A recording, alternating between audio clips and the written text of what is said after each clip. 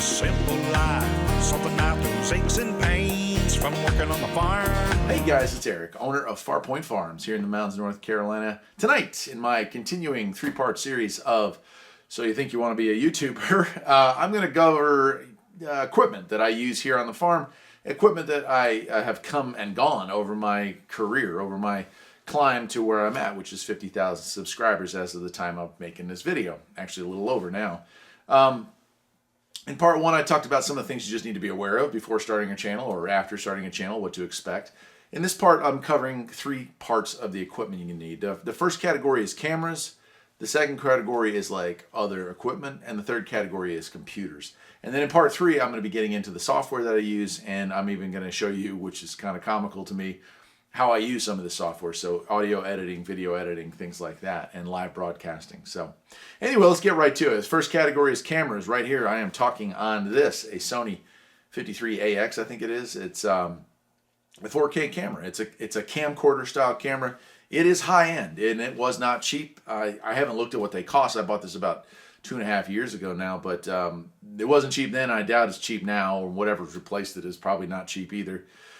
So I'm not recommending you run out and grab a $500 or $1,000 camera by any means. When I got started, I used what most people use. Well, actually, I used what most people don't use. But if you go back in time and look at the first dozen videos or so, those were actually filmed on analog 8mm camcorder, which is what I had.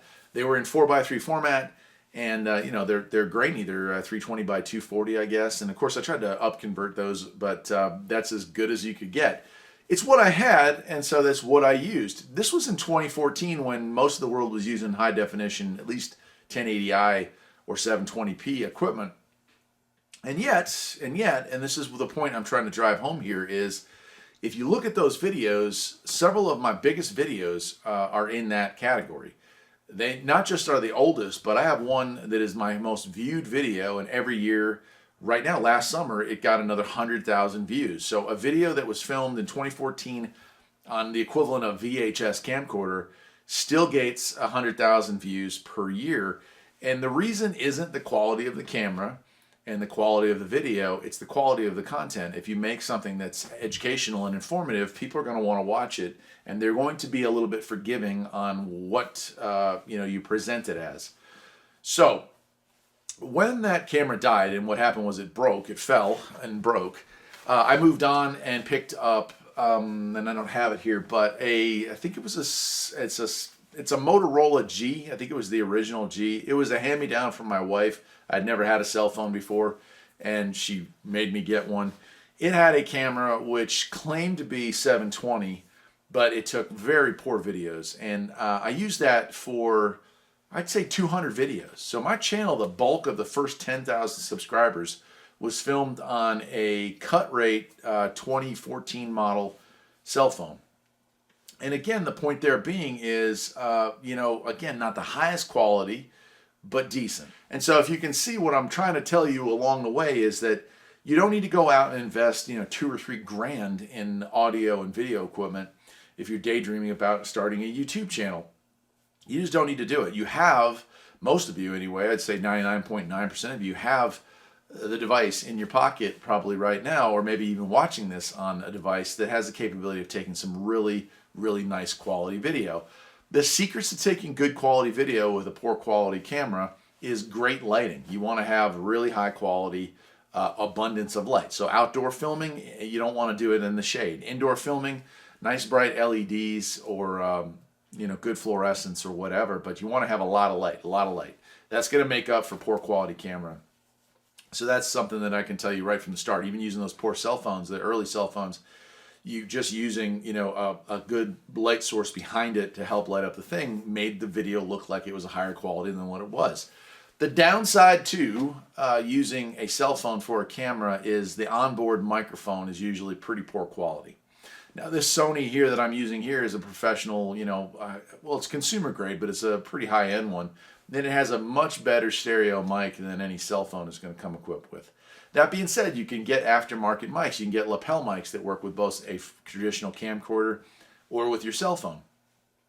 And after, almost 1,000 videos and 50,000 subscribers, I still don't have one. I purchased two audio mics that I've got, and that kind of brings us into part two, the second thing you're going to need, the equipment. And so let's start with microphones. If you're going to go with a standard cell phone or even a camcorder like I'm using right now, you're going to want to use a loud, clear voice. If you turn away, your voice kind of tends to go with that turning away. So it's things you need to be aware of to compensate for the fact that your microphone is directly in front of you and it could be 10 feet away. Speak loud, speak clear, and speak often. Now, when it comes to using a lapel mic, I have tried twice because I get a lot of people to this day that complain they can't hear me talking as clearly as they wish on their device. And so I bought this first picture here.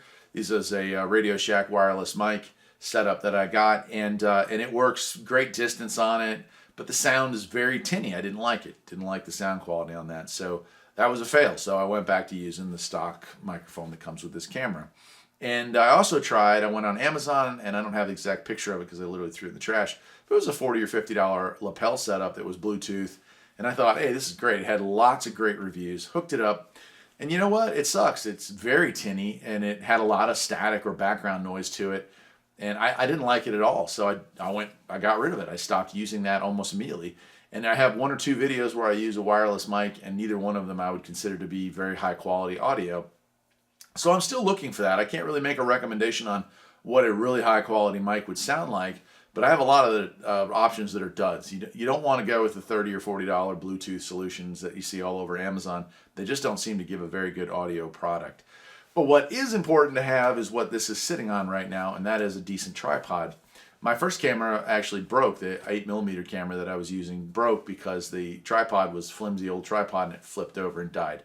I replaced it with the one that this is sitting on right now, and it's an aluminum tripod that I picked up at a Goodwill for, I think it was either $2 or $3. And I love it. It's heavy. It's got a big wide stance to it, and if you put a camera on it, you're good to go. That being said, I also have a lot of other smaller ones like this one right here, and here's a picture of it up close. And what this is right here is a adjustable thing that you snap your cell phone into.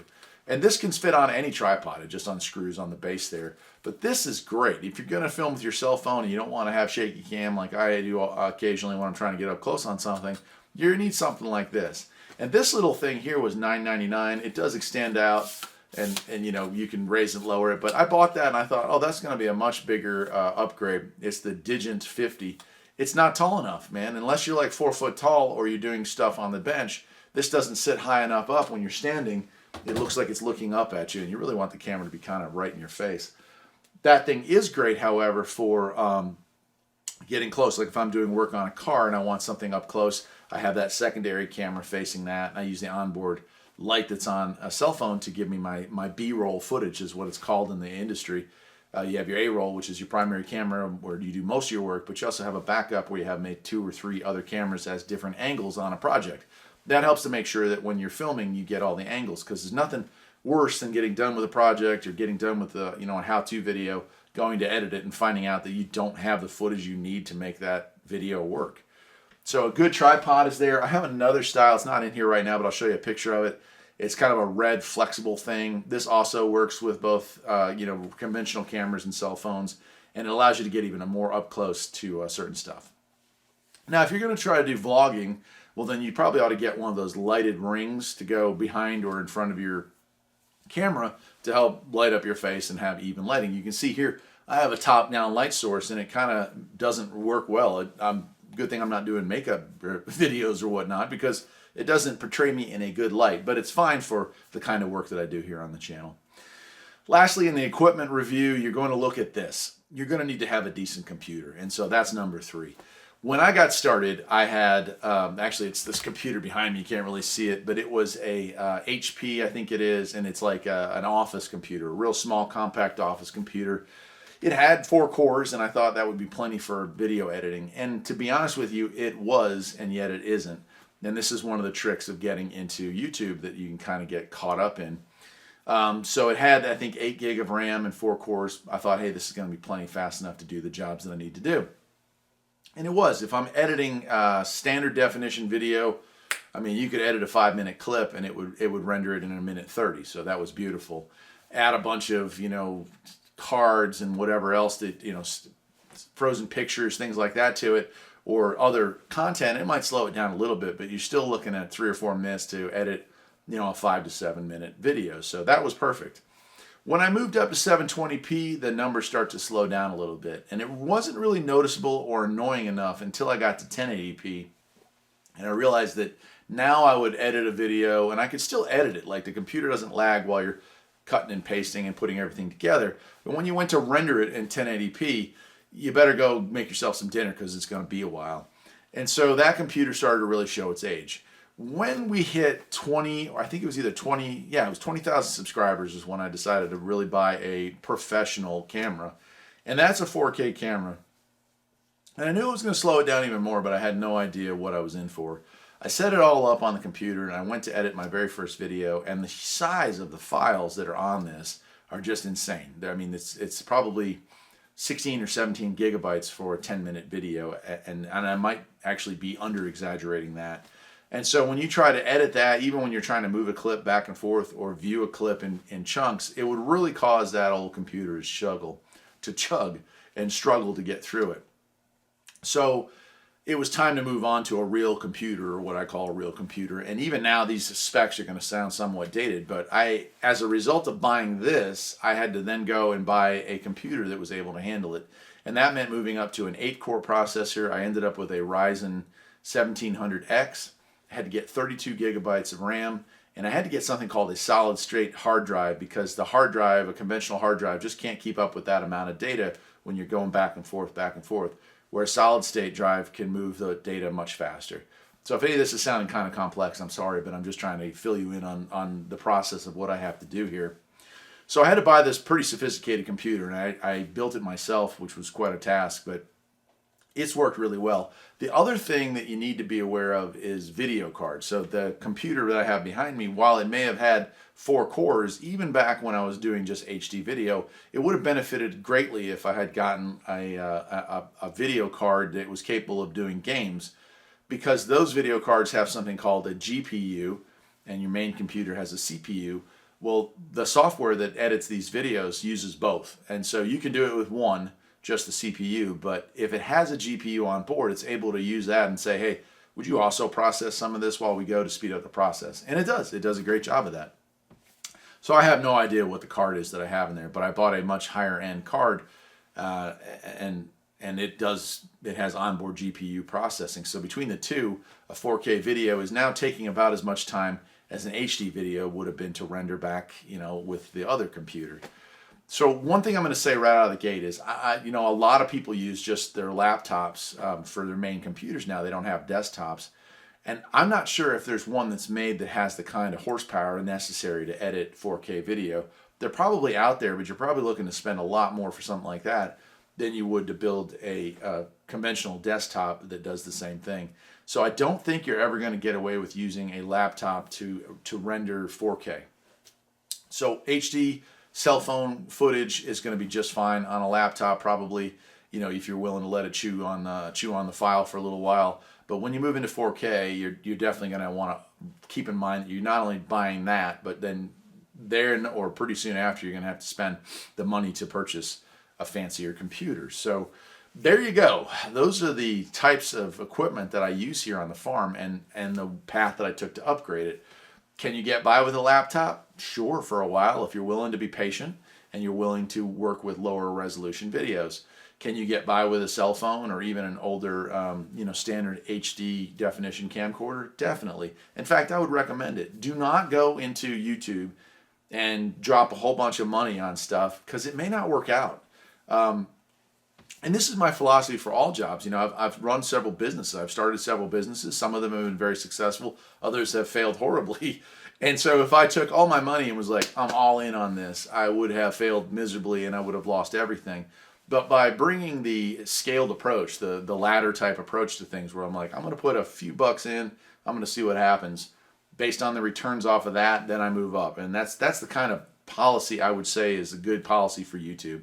There's just too many folks out there that probably have a lot of high-end camera equipment laying around and don't have a channel, or don't have an active channel. And it's really hard to resell stuff like that, because there's just not a huge market for it. Anyway, that's it for tonight. It's a shorter video, I hope. I do tend to ramble. But I am going to make part 3 here in a little while, and that one's going to take me a while longer to put out. But I'm going to be talking about the software that I use. That would be OBS Studios for live broadcasting, Audacity for audio recording and editing, and I use Magic Vegas 17 or 18. I think it's 18 now. I just upgraded it again, which is a expensive paid video editing software, but it's one that has treated me well. The other two are freeware. And so I'll not only talk to you about them and show you where you can get them, but I'll also demonstrate how they work. And so I'll be using another program that I don't use very often that's also free called Screencast-O-Matic. And that's how you can record your computer screen and kind of take the viewer along for the ride on your computer. I hope you're enjoying this series. I hate making this video, honestly, because I feel like I'm bragging, or I don't even know how to put it. But I'm not an expert on any of this stuff, but so many people have asked me, hey, how'd you do what you do? Or how do you do what you do? Or how do I do what you do? That I felt like rather than trying to constantly answer those via email or chat or whatever, that it was time to make a video and talk to you about, my progression through YouTube, which may not be the same as your experience. Until next time, my friends, take care.